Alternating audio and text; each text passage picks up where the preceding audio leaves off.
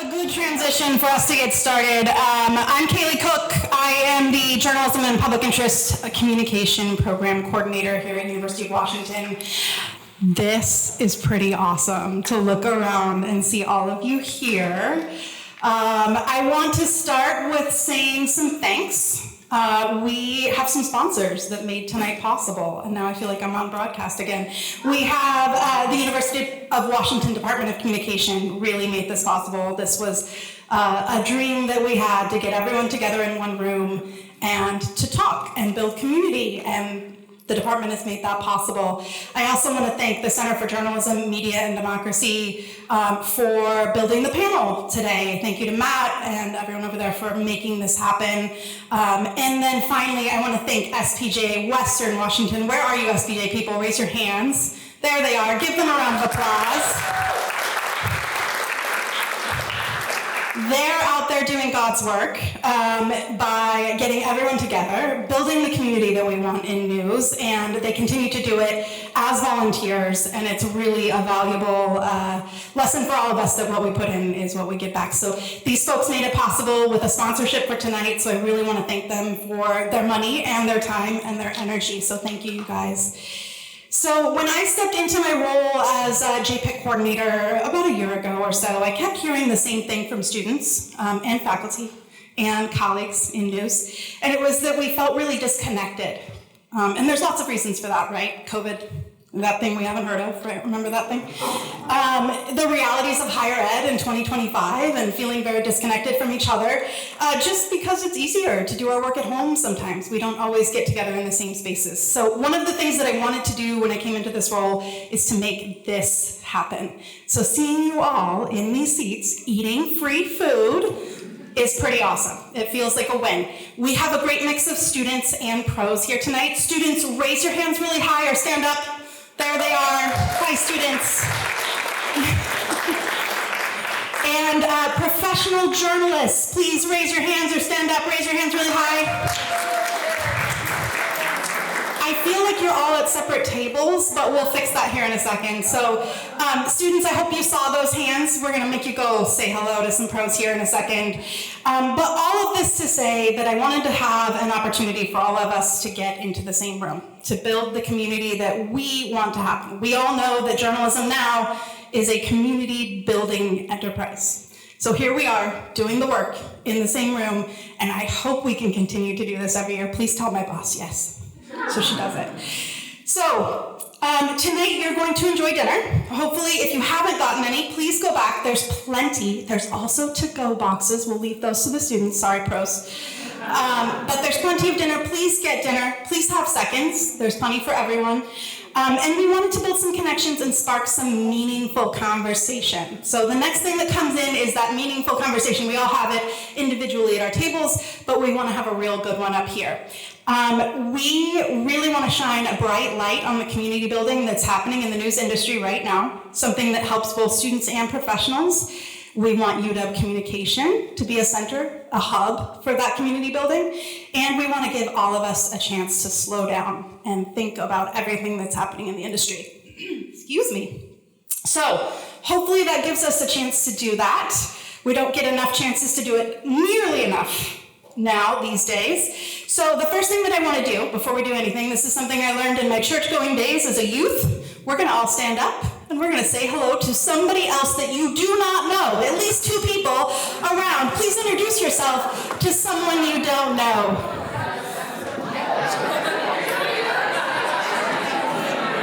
Hello, nice to meet you. Super wonderful. That mic's really hot. I had to turn this all the way down to 0 for it to not peak like crazy. So that might be what this says the entire time. And I'm just gonna deal with it in post-production. So I mean, in this case, it does get to the point where it peaks so much where the audio is unusable. So I brought it back down to like under what it's supposed to be, just because I don't want it to like, I don't want it to peak. Otherwise I can't use it. she probably won't get Christine to say yes to the next one. So, yeah. How's the photos?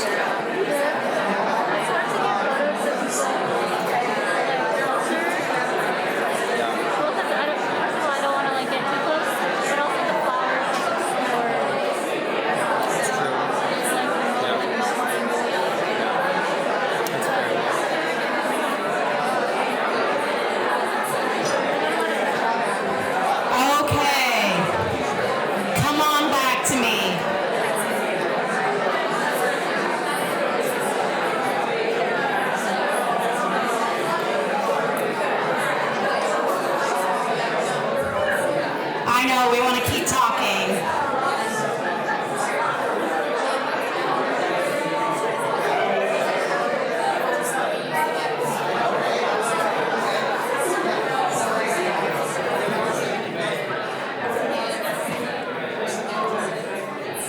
Okay, we've got some enthusiastic networkers over here. I promise I'll shut up in a minute. Okay, so there will be more time to network. There will be more time to do this after the panel. I encourage you to do that. Just to help the students, let's just do a little hand raising. Newsrooms that I see KUOW, raise your hand, KUOW. Oh my gosh, lots of you. I see freelance, at least Alex. I see David from Reuters and freelance. I guess we'll see freelance. Let's see, who am I missing? Seattle Times, raise your hand. We got quite a few of you there. Yep. I see the stranger in the back. Hi, stranger folks. I see, let's see, who did I miss? Yell out your Seattle Gay News right here in the front, raise your hand. I see, who else? Oh, it's because you were so close to me, I'm sorry. Who else am I missing? Any newsroom, shout them out. No? Did we get them all? Okay, great. So students, if you're interested in networking with those specific newsrooms, please go seek them out at the end. But in the meantime, get some dessert, get some drinks, and let's get ready for our panel. Tonight, we're lucky to be joined by Austin Jenkins from Pluribus News. He's moderating our panel on the state of journalism in Washington, what we know, what we can still learn, and how research and reporting can strengthen local news and democracy. He'll be joined by WSU researcher Jennifer Henrichsen, Judy Haka from the League of Women Voters, and Matt Powers, our faculty and director of the Center for Journalism, Media, and Democracy. Please help me welcome these wonderful panelists to our stage.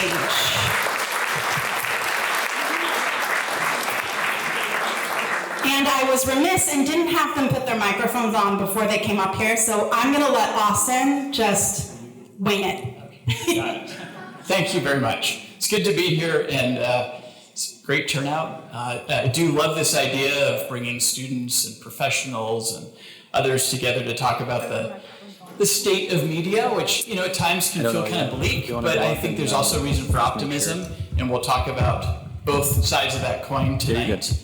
But we'll start with everybody getting mic'd up, and I'm going to do brief introductions.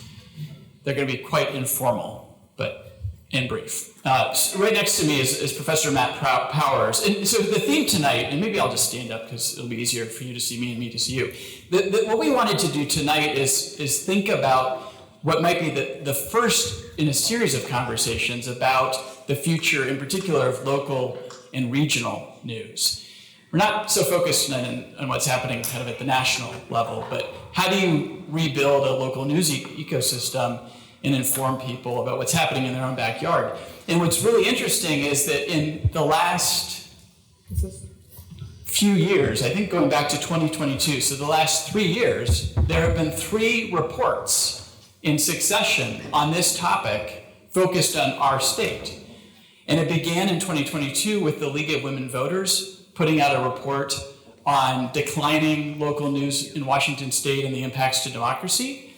That was followed earlier this year by a report that Professor Powers and colleagues did looking specifically at State House reporting and how the number of people covering your State House in Olympia has shrunk by half since 2000, probably more than half.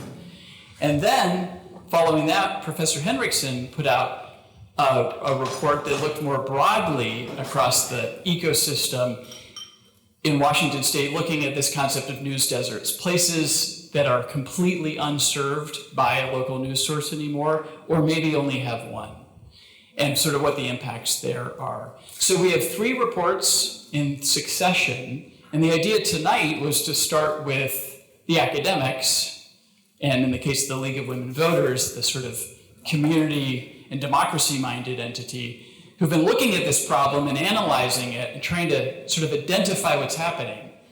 And then that can lead to future conversations with practitioners and others. So by design, we have report authors tonight.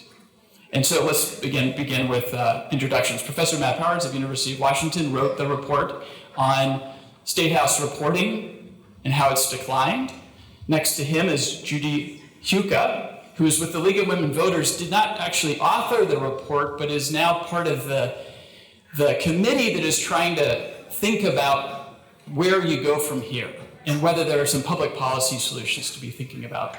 And then Professor Jennifer Henrichsen. By the way, I've had both Matt and Jennifer on my television show, which I host on the state C-SPAN network, TVW, to talk about their reports, and I had the League of Women Voters on as well. So we've hit all of these reports for a statewide audience on TVW. But Professor Henrichsen has the most recent report that came out earlier this year, again, looking at this idea of news deserts. So I think we should just start kind of by going, maybe we'll do it in chronological order here, because I think it would be nice to sort of have the reveal or the unveiling of the thinking that went behind each of your research projects, what you were trying to accomplish, and maybe a key finding or two. So Judy, let me start with you, because you all had the first report.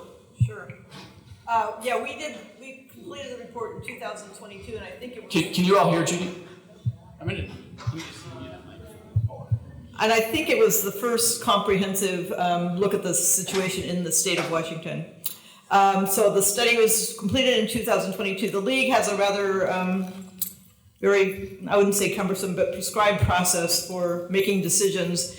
And so once the report was done, the state league had to approve it. The whole idea of the study was to come up with a position that the league could then use to advocate for solutions. And so I'll just read the crux of the conclusion of our study. The League of Women Voters of Washington believes it is the responsibility of government to provide support for conditions under which the credible local journalism can survive and thrive.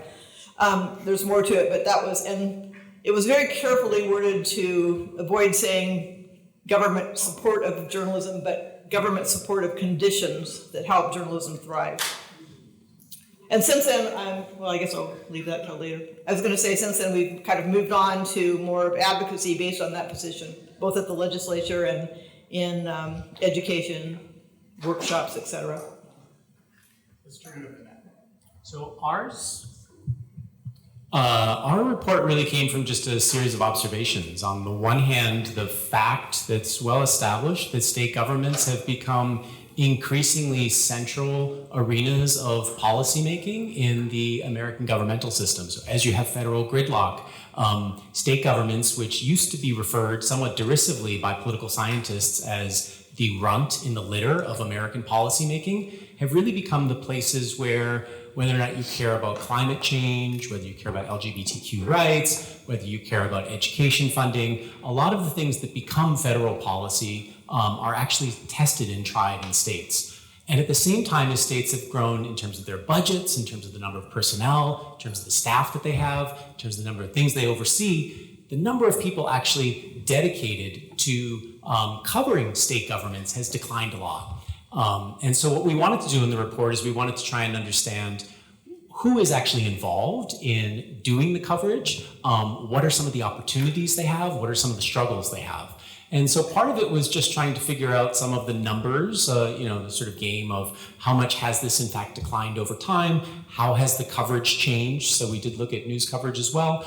But we also tried to understand the conditions, and in fact some of the people are here tonight who we were able to interview, including Austin, to try and be able to understand what are some of the opportunities for people who are actually covering State House journalism in our state.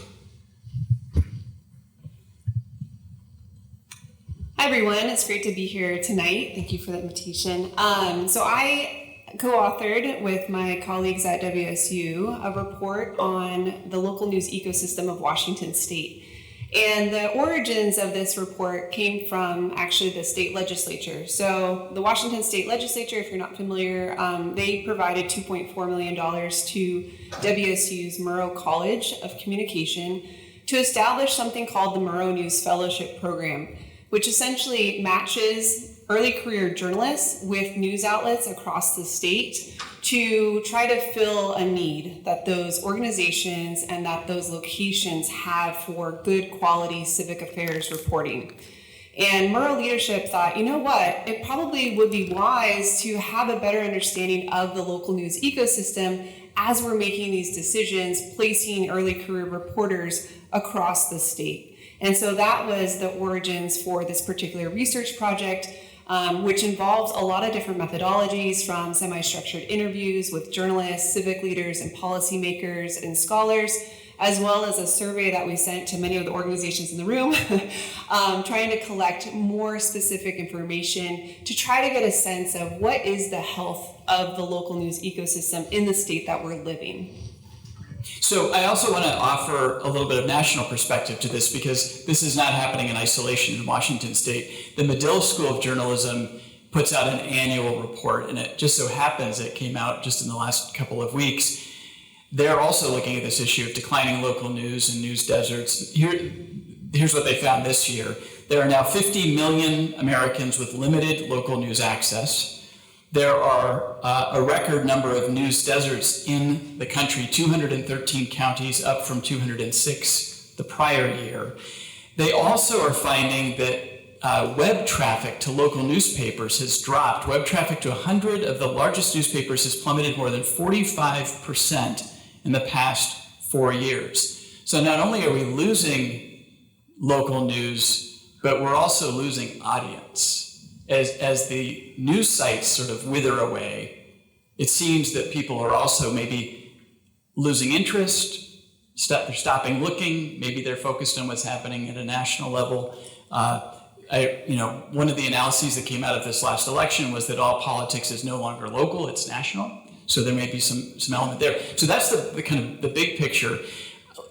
I'd like to sort of drill down a little bit on your findings and what the story is that emerges as you look at this ecosystem. And let me go back to you, Professor Henrichsen. As you look at Washington State, and I think you found that there were 2 news deserts out of our 39 counties, but what is the picture? How bleak is it? Are there some bright spots? What did you find? Yes, so through our interviews and through our survey, we did find that there are bright spots and there are also some very negative trend lines that we're concerned about. And everyone we talked to indicated that local news is in crisis. They used different terms to describe that, but that was overall the general sentiment that we heard.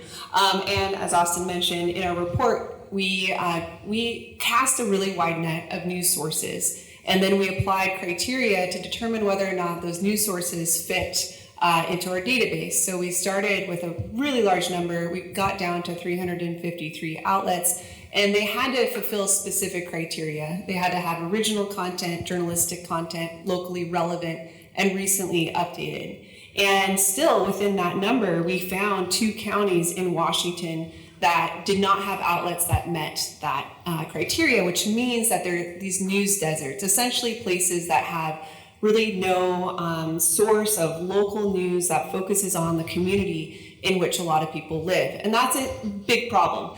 Not only did we find these 2 news deserts, but we also found precarity facing outlets across the state. So it depended on, the county and the population size, but it wasn't only a rural issue. And so historically, what we've heard in different research circles is that news deserts, rural issue, that's it. But it's not that basic. It's a much more complicated picture. That said, I want to talk a little bit about bright spots. The journalists that we spoke with in particular emphasized the importance of collaboration. So collaboration of journalist to journalist, news organization to other news organization, because there's this understanding that the pool of resources is decreasing significantly, and you need to rely on others in this space where maybe originally you were competitive with them, and maybe you still are to a certain extent, but you can't let that hinder you from getting the story. And so you're seeing more collaborations emerge, and that's actually, I think, a very significant bright spot. And of course, too, different funding streams. Diversifying funding streams is super important, and we saw a lot of entrepreneurial energy, especially from management who we talked to about how they're working to try to make sure that their news organization survives. The national level, just pulling back in that Medill report, in the bright spot column, found that in the last 5 years, there are 300 startups covering local or regional news in the country, most of them digital. So while we're seeing a lot of attrition and newspapers closing, one bright spot are these startups. Judy, is there a data point or a takeaway from the League's study that you all keep coming back to, or that's become sort of your animating or driving reason for pushing this forward several years later to be thinking about what are the solutions? Right. Our focus on doing the study in the first place was the League of Women Voters is all about democracy. The mission is defending democracy and empowering voters. And that's why we got involved in the first place. So that was the driving force. I think the best quote that we use all the time, it sort of became our motto, and I can't remember it verbatim, but it was actually from a WSU prof. It's not a journalism problem, it's a democracy problem. So that's our conclusion, that it not only is the situation dire, but it's having a drastic effect on democracy. A number of people that run for office, community engagement, how people are informed about tax issues, financial issues in their governments, et cetera. No, and I think that is important to keep reminding us. The journalists may be worried about their jobs and their sort of individual interests at play here, but there is that bigger picture implication. When we don't have trustworthy, reliable local news, what's lost? Matt Powers, what did we talked about the sort of halving of the number of reporters, but what were the sort of downsides and perhaps upsides that you guys found? So let me actually just mention some of the upsides, in part because I think it's very easy and it can be slightly sadistic for us to sit around and talk about how bad things are. And actually, just if you're ever of the assumption that things used to be so much better 40, 50 years ago, it's true that there were more resources, but just go read State House coverage from any news organization anywhere in the US, or read any political coverage. Frankly, it was extremely deferential. It was very process-oriented. It was frankly pretty boring. It wasn't very good. And whatever you think about the issues that confront political reporters in general now, it is certainly less process-oriented. It is certainly less deferential to political officials. And all of that, I think, is to the better and genuinely a good development that's happened over time. Part of the reason that's happened over time is because journalists themselves have become more educated, more professional than the population itself. And so I think part of journalism's issue is that it's simultaneously the things that we can sit here and say make journalism better at the local level, at the national level, et cetera, are also part of its challenge in terms of connecting to everyday people. I'll give you a very, very basic way of understanding that. One of the people that we interviewed for the study was David Postman. David Postman worked for the Seattle Times for a long time, and David Postman very early in the interview disclosed something that I think he talks about somewhat regularly, which is that he never went to university and he never got a college degree. That makes him an extraordinary outlier in the world of contemporary journalism, but it makes him very, very normal in the American population. 40% of people in the state of Washington have a 4-year degree. Almost 100% of all working journalists now do. Not all, but it's, it used to be something where it was, not absolutely necessary, but we could ask the different news organizations here tonight, and I suspect that if somebody didn't have a university degree, that they would have a hard time even getting an interview.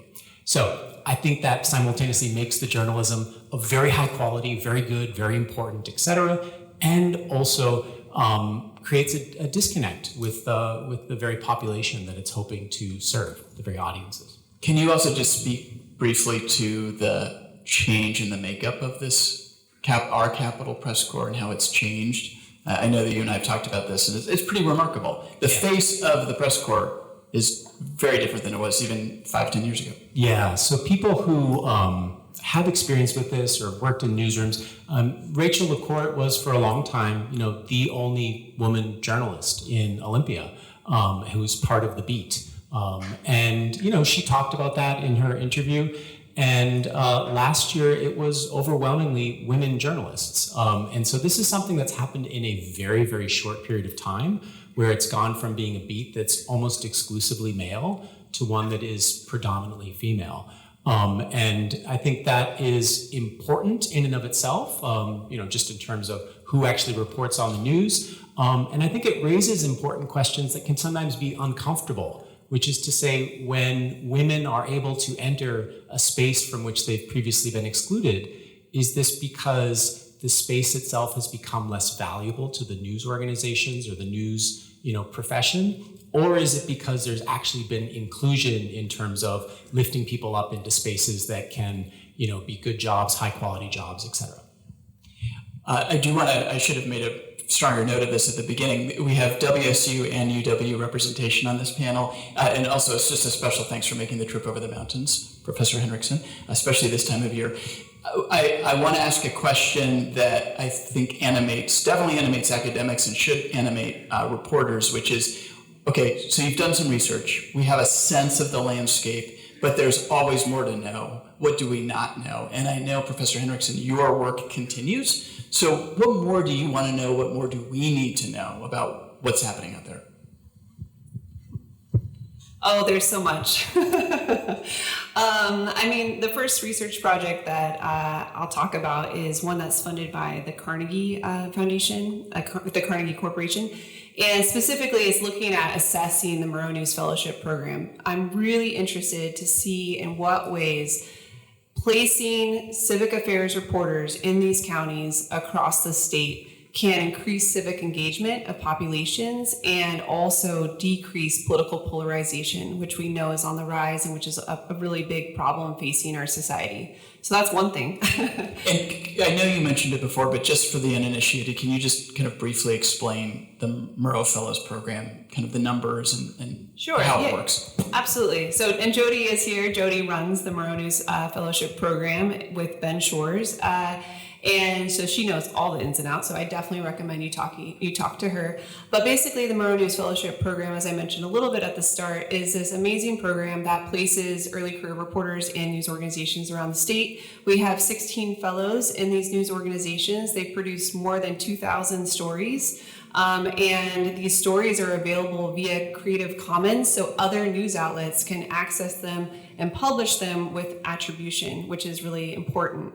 Another piece of the Murrow News Fellowship Program that's exciting is the fact that not only are these journalists getting bylines and publishing daily, but they're really connecting with their community members. And what that means for enhancing trust in local news is something I think that it warrants further research, but it's very exciting to see. Is there somewhere else, in terms of your research going forward, is there something, you have other questions that are unanswered for you at this point?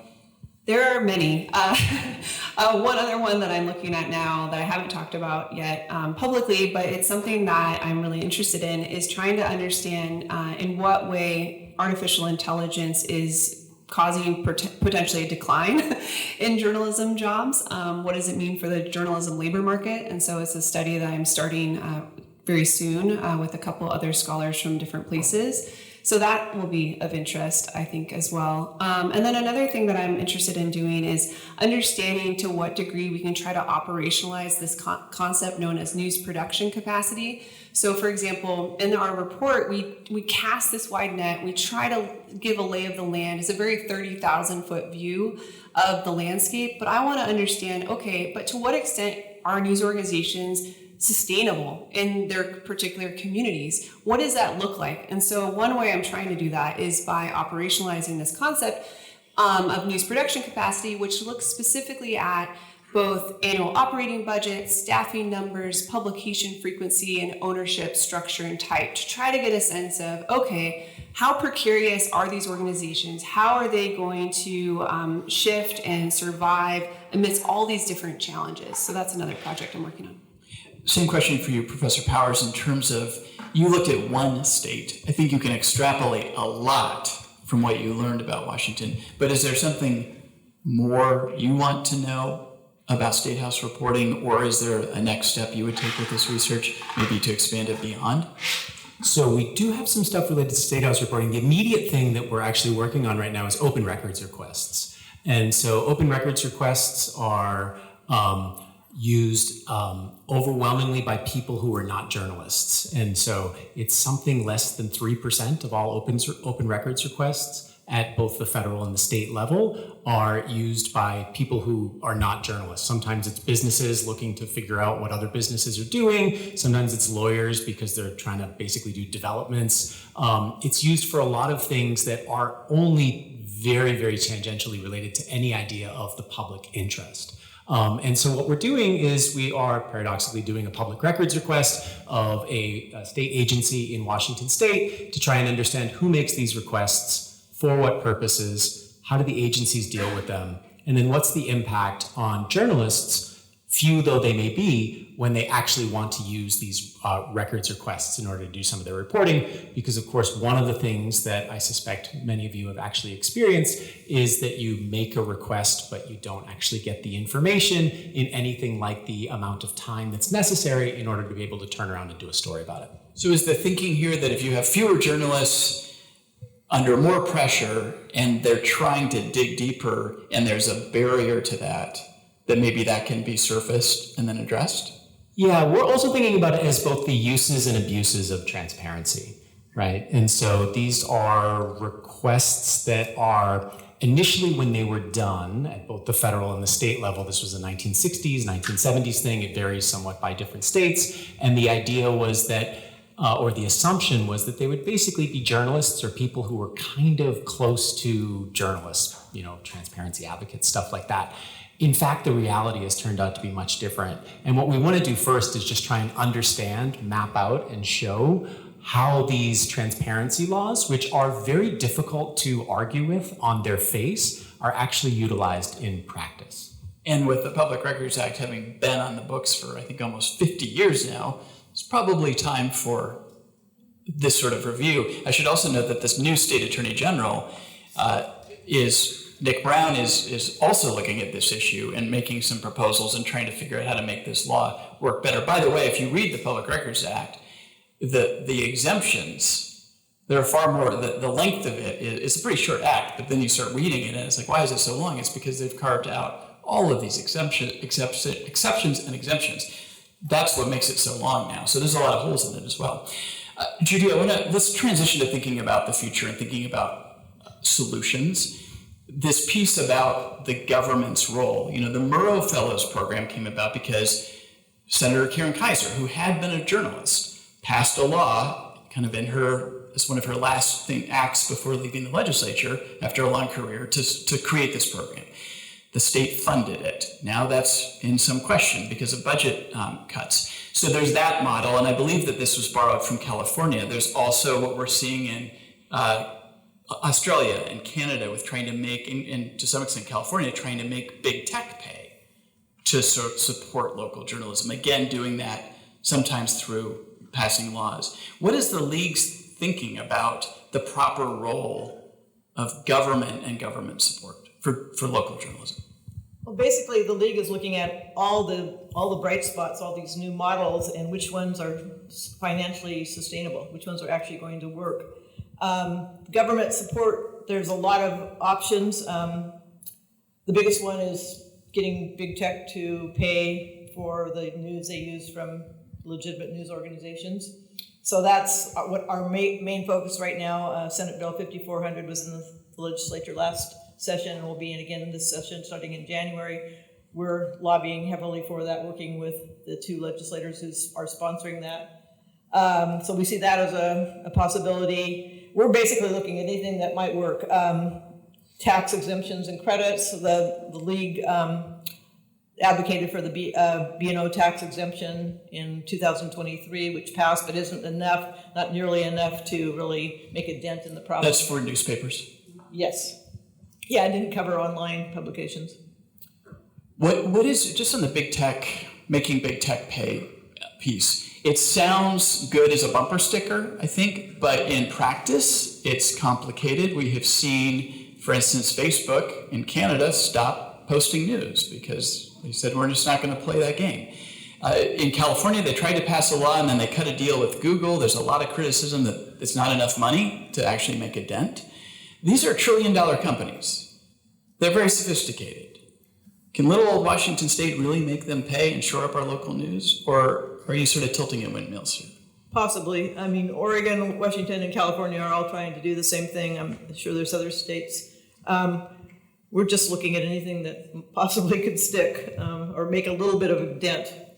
What do the professors at the table think about models, and I think we should use plural, models for funding local journalism into the future, whether that's with government support, by making big tech pay, or just business models that might work? Yes, this is the $1 million question. And I'm glad you said models, because there's not just one, right, way to go about it. So I like this idea of just anything and everything that might work, right? And I also will say that, something that came up in our research is just the need for news organizations to diversify their revenue streams, right? So not only are we talking about subscriptions, but we're talking about direct donations, we're talking about local business support, we're talking about foundations, right? So trying to be really entrepreneurial with how we can move forward as an industry and connect with audiences, making sure that the information we're providing to citizens is information, one, that they need, but also that they want, right? And trying to make the value proposition more overt. Something that I sort of harp on a little bit is just this need that journalism has a PR problem to a certain extent, and that actually came up in our interviews, right? Where journalists understand the importance of it, academics understand the importance of it, but we have to get more of the public to understand that journalism is very much a public good. It's infrastructure. It's like the roads we drive on. It's like the water we drink. We absolutely all benefit from it. So we all need to be invested in its success.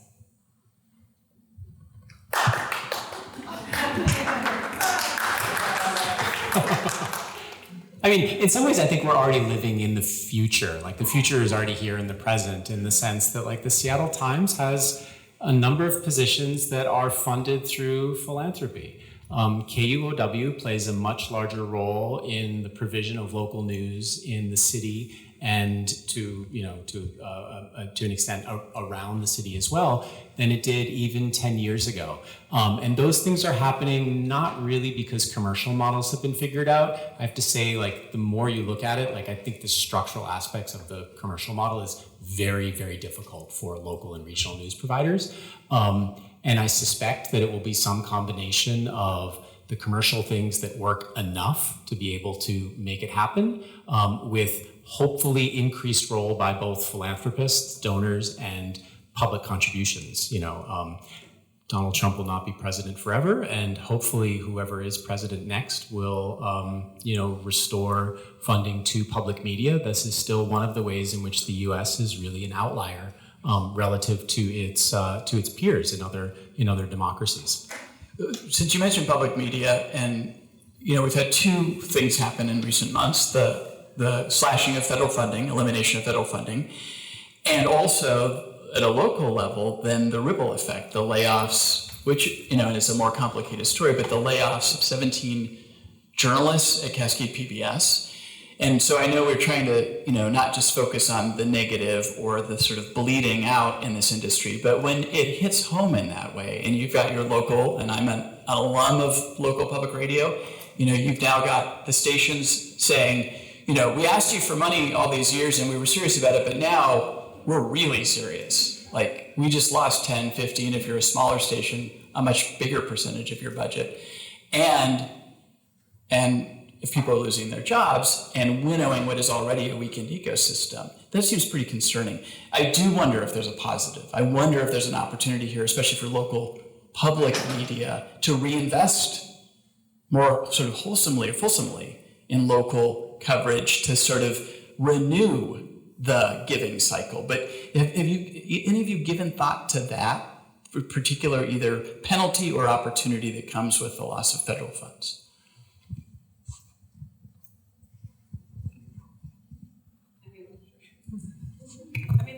The penalty is pretty obvious, I would say, in that now you have even more communities who might not have a local news source, who may turn to social media even more than before, right, for information that is probably not factual, not verified, right? You might also have those same community members turn to nationalized content, which we do know in studies that filling the vacancy of local news with national content can increase political polarization. And so it just sort of has this ripple effect that we're all experiencing. So I also hope that in the future, public media will be refunded. But I don't know, I have cautious optimism about that. Did you hear, just before you hand over the mic, did you hear anything in the interviews you were doing? Did something emerge about what that contract or that relationship looks like because we know trust has been lost in national media, certainly. That's all the surveys show that. But if you actually look at trust in local media, it's still pretty high. But as people are drifting more to a national news environment and looking away from their backyard, is there a way to sort of reinvigorate that relationship where people realize, oh, not only do I trust this local news, I want to consume it and not be so distracted by what's happening nationally? Well, I think part of the equation there is the fact that you need local reporters living and reporting in the communities that they cover. And one thing that did come up in the journalist interviews that we had was the fractures in the journalist pipeline. So whereas there's a lot of energy among students to enter journalism, and they will get good jobs for the most, they'll get jobs with varying pay scales, then the issue becomes, as they sort of advance, do they have enough money to pay for the home that they want to build or own, right? And so then you see departures from the field because you have journalists who love the craft of journalism but can't afford to stay in the profession. And so that is something that came up, which is, again, why I'm so happy that we have the Murrow News Fellowship Program, because at least it's like stemming the tide a little bit and allowing for early career journalists to have a good wage with health benefits, to hit the ground running, publish all these stories, and make a dent in their community. I do think one silver lining of the federal cuts to public radio and public TV is people realize that producing this is expensive, and they realize that they're gonna have to support it, and people have stepped up. So whether that can continue indefinitely, I don't know. But okay, I'll just say something quickly about trust. I think the survey data is really clear on this. Local news does not have a trust problem. It has a news consumption problem.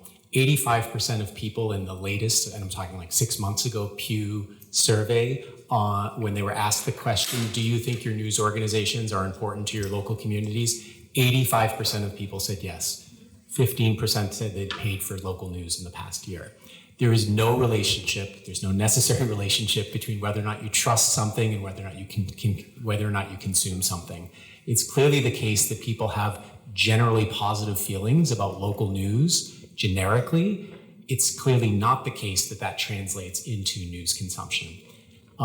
So I think that's something worth keeping in mind, in part because when we talk about trust, there is a discourse of lack of trust in the news media, and what people mean there is national news media. But really what I think we mean is, and I think we have to be careful and sort of remind ourselves historically how that came into being. It came into being because politicians started attacking the media as a way of putting them in their place because they didn't want to actually acknowledge the faults and the flaws that the journalists themselves had uncovered. And so we've kind of ended up in this world where 50 years ago, you had this idea that journalists were supposed to be the ones calling politicians corrupt, lying, etc. And now it's politicians calling journalists corrupt, liars, etc. And I think to the extent that we actually take it seriously, the discourse about trust, we're kind of allowing the very people who are creating these narratives to state as fact what in fact is something that they've created as a reality. And that definitely is not true at the level of local news. It's really not. And I think that we'd have more sort of utility in trying to figure out how do you get people to consume news, pay for it, et cetera. We are going to open this up to you all to ask questions. If we've got a bunch of students and journalists in the room, it seems very cruel to keep you from asking questions. So I don't know if there's a mic that we're going to be using, or if I'm going to play Phil Donahue to use a very dated reference that reveals how old I am. But I want to fire one more question at the panel, and that is, you know, Matt, you talked about sort of different funding models, and everything should be on the table. But I also am interested in this idea of the models for journalism, what might work. And I want to give you an example from Thurston County, where I live, which is that there are these volunteers who've got a Facebook page, and they listen to the police and fire scanner, and they just type up whatever's going on and throw it up on Facebook. That site, by the way, a real journalist would not report off the scanner. You use the scanner for information, but you always call dispatch and confirm what you're hearing. These guys don't do that, but they're not journalists. But they are. I looked at the number of followers they have out of curiosity, and then I looked at the population in Thurston County.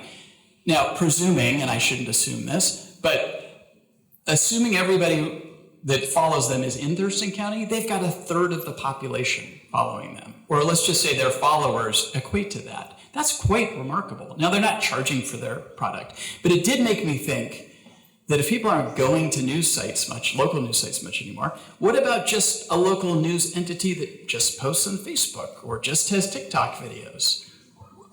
Are we thinking expansively enough about what the model? Are there examples out there that we should be looking to? Go ahead, Jim. Well, I live on Whidbey Island, and while it's very close to Seattle, it's also quite rural and isolated. And we're lucky enough to have a pretty good local twice weekly newspaper owned by Carpenter. Luckily, they haven't cut much. But I mean, next door, most of my friends get their news from next door, and then that's where the newspaper gets its tips. So, you know, everybody's a journalist nowadays. Facebook, Nextdoor. Is there a model? Because it's easy to just think, we got to start a digital newspaper, digital online publication. It's got to have a website. Got to get subscribers. Do we need to think more expansively than that? More creatively? Well, I mean, a lot of local news has Facebook pages and websites. So I guess I don't see local news seizing its print, well, it might have already seized its print operations, but seizing its digital operations to only focus on social media. I don't think that is the answer. So, do you have a thought on that? No, okay. Questions? Am I the mic guy? Okay. Who's got a question for the panel? Deb. Thank you. This is so interesting. I have a question for Matt, and also for you, Austin, about State House reporting.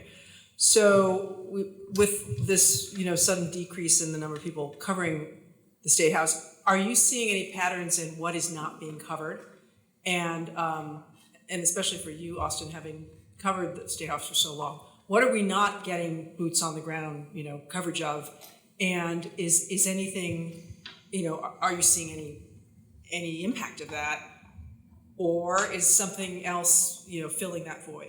So what I always used to say about State House reporting in Olympia is that the number of lawmakers stays the same, the number of lobbyists roughly stays the same, the size of the budget grows. Now, maybe this year will be different, but generally is on an upward trajectory such that now it's, when I started, I think the state budget was $20 billion, $25 billion every 2 years. Now it's 75, 80 billion. So the budget grows. Every agency has multiple public relations, media relations people. The state's population is growing, we are a growing state, the issues are getting more complicated, and the press corps is shrinking, right? The inverse is happening with the people who are supposed to be making sense of this growing state with a bigger budget, with more lobbyists, and certainly an army of PR people who are trying to spin the story. So the numbers are backwards. That's a problem. And yes, when you are 5 or 6 or 7 people trying to cover a state of 7 or 8 million people in a budget of that size, it's, it's guerrilla. It's got to be guerrilla warfare at that point. I mean, you just can't do an adequate job if you don't have enough people on the ground. That said, to Matt's point, I do think the reporting has gotten, even in the 20 years I did it, it got better. It got more sophisticated because you have to learn to be more effective with the time you've got. And you choose your stories more carefully. So, there's some positives, but on the whole, we're outnumbered. And and there's no other way to look at it other than to acknowledge that. I'll just maybe add a couple of things. One, I think it's definitely become the issues that get discussed are much more linked to issues that are of interest to urban audiences as opposed to rural ones. I think one easy way of seeing this is if you look at the news coverage from, I can't remember if it was last session or the session before that, you were 8 times as likely to read news coverage about housing and affordability issues, a very important issue. I absolutely agree with it. But you were 8 times more likely to read about that than agriculture. And so I do think there is a sort of tendency to, very reasonably to cover things that your audience is interested in.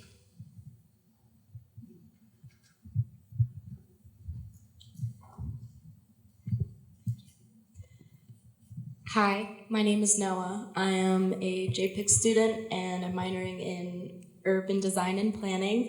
And my curiosity right now is, what does ownership of a news publication usually look like, and how do we see that evolving? Something that I have in mind is, at least in terms of local news, that is, Michael Moritz, who is a venture capitalist who early on invested in Google and PayPal, owns and operates the SF Standard, which has quickly gained a lot of notoriety. And so I wonder if that's filling a void that would otherwise be filled by something else. But there's also a lot of other great news going on in that same space. So yeah, I hope someone has an answer to that question.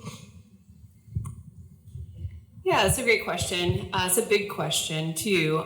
So ownership does matter, right? And what we've seen is that when local news organizations are bought by chains or national chains or hedge funds, local news content tends to go down, in part because there's consolidation that happens and staffing tends to decrease, so people are laid off. And that, of course, has implications for what's being covered, how it's being covered, and things like that. So in general, it's not perceived as a positive when a national chain comes in, like Carpenter Media, for example, and some of the ramifications that has had in our region, as well as in Oregon and Alaska. So yes, it does depend, right, on which owner and what type of owner comes in. Do you have a thought on the billionaire owners? Oh, billionaire owners, yeah. I mean, sounds great until they try to seize editorial control. So I don't think that's the answer either, right? I think that there needs to be that firewall between editorial and the owner, whoever he may be. And I think too, what's interesting is that, and something that Briar Dudley has written about recently is about independent publishers, right? So there are individuals who have spent years, decades, owning and their organization and acting as the publisher, and then they think, it's time to retire, and they can't find someone to take over that will be a good steward of their much beloved organization. So that's an issue too that we're facing as an industry, in that, it really matters who comes in, and if there's not the right person to take over, then maybe it ceases to exist, right? So that's a problem as well.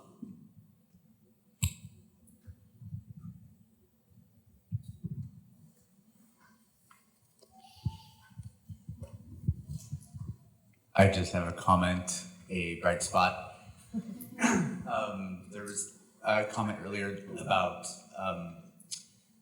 kind of the doom in the industry, but as one where I work, I sit inside of a large organization with those, many, many dozens of PR folks and comms folks aimed that direction.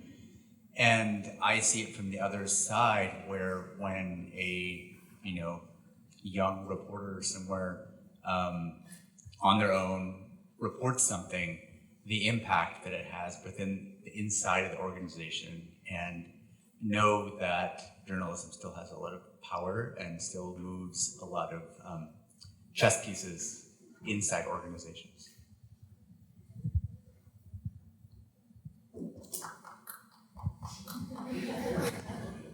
I just think one of the bright spots is that there's so many people looking at this issue. I mean, there's so many organizations, academic, news organizations, the league, they're all looking at it. There's got to be solutions out there, so that's a bright side to me. That made me remember that there's this organization called the Local News Impact Consortium, and it's an amazing organization that is basically comprised of academics and practitioners, and there are different working groups, and I'm a chair of one of them on journalistic infrastructure, but basically we're trying to develop methods and methodologies to figure out these issues, right? And to harness the power of all these people in disparate places to come together and not recreate the wheel, but actually develop templates and toolkits for researchers as well as practitioners to help resolve this issue. I think there's one here. I do want to note, I know we have some folks from The Stranger here, and so alternative media has a role. There's the South Seattle Emerald. So there's the notion of these hyper-local, West Seattle blog, for instance. As we continue to explore the different models, and we're also looking for examples of success, I want to acknowledge those, but also just see if that sparks anything for any of you, that as we move away from legacy media and away from mass media, I keep saying the era of mass media is essentially over. So, and we are certainly in an environment of more partisan media. And I, as somebody who comes out of legacy media and local media, I'm not super comfortable with that, but maybe we just have to acknowledge that's going to be a reality.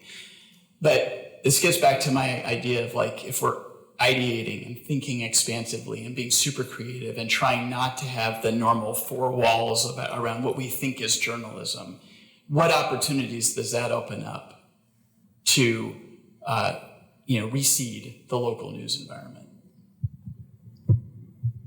I see that you have a question, so I'll just say one thing very quickly. And that's that I think one way to actually start is not to start from the thing that all of us in the room agree in, which is that journalism is really important and it's essential for democracy. And instead start from the basic idea that what if everybody already gets the information that they believe they need, whether or not you think it's appropriate or not, and then try to understand what that is, how they consume it, and to what extent any of the things that journalists do could actually fit into their everyday lives. Some of the things we're talking about is just that the functions have stayed the same. It's just the places people have gone for it have changed. Nextdoor is exactly like that, right? One of the things is that, and it's a real feature of local journalism, is that you had environments that were not particularly conducive to people having a lot of choice. If you wanted to read the news in 1985, you could turn on the television, you could get a couple of newspapers in Seattle, but you didn't have all of the opportunities that you did. The same thing was true for advertisers, and that world has totally gone away. And what's kind of stayed the same is that it's even true that in the 1980s, that a lot of people just got the information they felt they needed from their friends, from their peer networks, who themselves perhaps read news and journalism. And so I think one of the things to sort of use as a sort of starting point is to try and ask, okay, not do you trust news media, but simply to ask people, when something is actually going on in your kid's school, who do you talk to? When there's a building that's going up next door, who do you ask about it? And I think that's a way of actually trying to understand how people actually, in the context of their everyday lives, make decisions about things that actually impact them.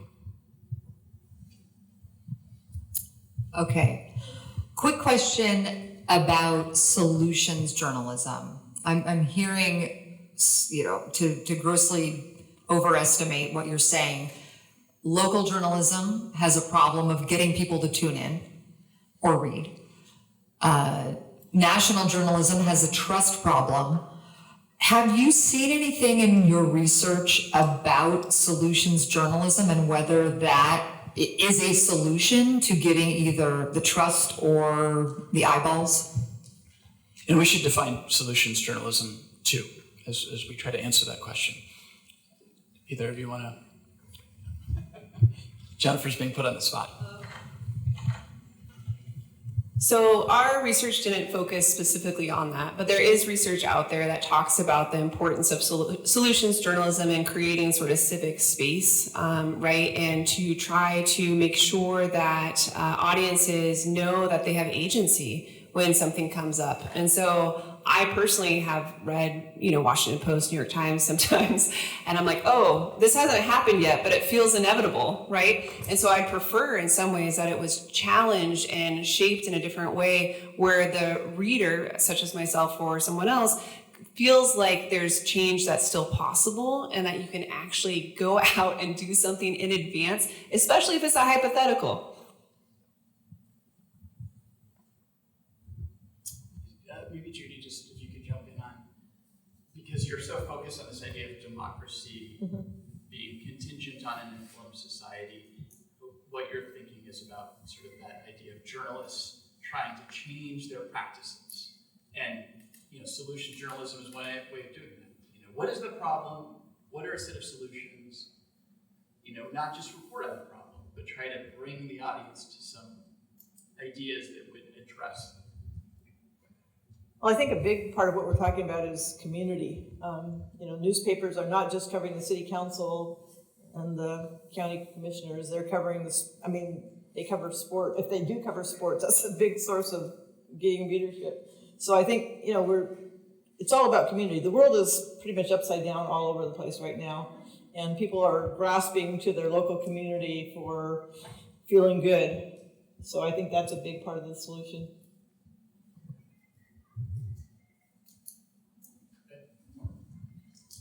Hi, I wanted to thank Austin on mentioning the South Seal Emerald, and I think it's Professor Powers, I just wanted to underscore what you were saying about information and,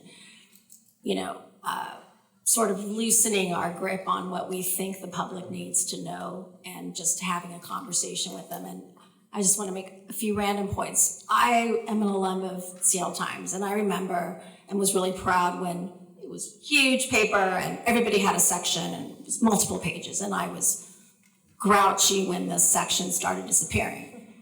I also remember a recent report that talked about how journalism is not the most popular word right now, and maybe better messaging is media or information. And I also want to acknowledge this notion of having a conversation, which as a public radio excels at listening. I guess the word that I'm missing or haven't heard yet is just engagement and relationship building. And I think that is what we're seeing with vertical media and media in general and storytelling and some of the hope and energy and fun and enthusiasm that you might see in political coverage recently here or in New York, and just the buy-in that you're seeing from a newer generation. And that's, I think, all really encouraging, and it gives me a lot of hope, and it certainly is part of the DNA of the Emerald, which has actually grown its audience in just the past year. So I just wanted to mention this.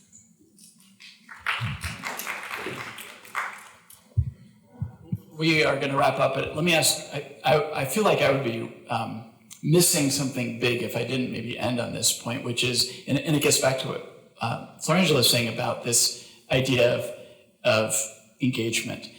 So often now, when you go to a local news site, you run into a paywall. And you can't read it unless you subscribe.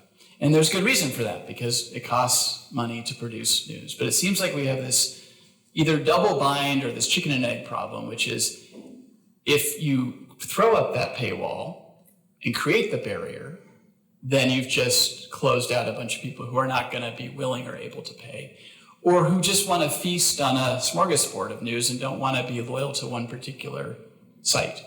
If you don't, you ask Jeff Bezos, then he would say you're just devaluing what you're producing. If you don't charge for it, what's it worth? But you also do have a revenue problem. So how are we going to get, let me ask you the really easy question. How are we going to get past this issue of the paywall? And is there some future world that we can imagine where we're not just, I mean, my idea is, why can't we just all have like an a la carte subscription to all the news organizations and they all team up and spread if I go to the, New York Times, they get a little bit. If I go to the Seattle Times, they get a little bit. But apparently that's like an antitrust thing or something. But what can we do about this? Because that paywall seems like a big barrier to democracy and to access. So there are some different elements to paywalls though, right? So sometimes content, depending on how the reporter's position is funded, maybe that content doesn't have a paywall. Or if there's a natural disaster, maybe that content doesn't have a paywall. So there are different elements to still bring in audiences and still retain your paywall. As we've also seen, right, a lot of news organizations will have a paywall after X number of articles that you've read for free. So trying to still have your content visible, get that person to subscribe, hopefully, and then have them, continue on through that paywall. I will say, just a plug, which I talked a little bit about earlier, is the Creative Commons content. So the Murrow News Fellows are producing 2,000 plus articles, and the information is available via Creative Commons for anybody to use and to read. So.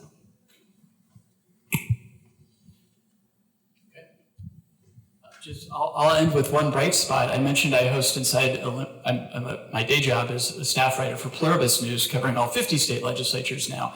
But I still host Inside Olympia once a week on TVW. TVW recently started writing news stories out of the interviews we're doing. And those stories are available by Creative Commons, and they're getting picked up around the state. And if I sit down with, say, director of ecology for an hour, there's a certain audience that's going to see that, but many Washingtonians won't. But if you turn a news story out of that hour-long interview and get it out there, and it starts getting picked up, you've suddenly informed an audience in a way that you hadn't before. So, I think everybody's trying to find creative ways, working within existing structures, and also trying to invent the future. So please join me in thanking our awesome panelists and researchers.